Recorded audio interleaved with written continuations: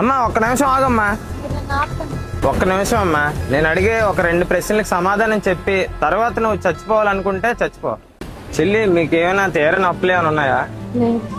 కాళ్ళు చేతులు బాగానే ఉన్నాయి కదా, చెల్లి చనిపోవాలనుకుంటున్నావు అసలు?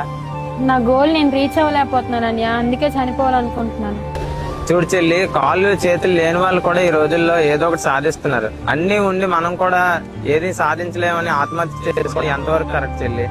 నా మాట విని నువ్వు సాధించగలవు. చచ్చి సాధించేది ఏమీ లేదు, బతికి నువ్వు సాధించాలి. నువ్వు అనుకుంటే చేయగలవు, అర్థమైందా? ఎంతో మందికి ఎన్నో కష్టాలు ఉన్న వాళ్ళు కూడా ఎలాగో ఏదో ఒక రకంగా బతుకుతున్నారు చెల్లి. ఇంత చెప్పిన తర్వాత కూడా నువ్వు చనిపోవాలి అనేసి అనుకుంటే తర్వాత నీ ఇష్టం చెల్లి.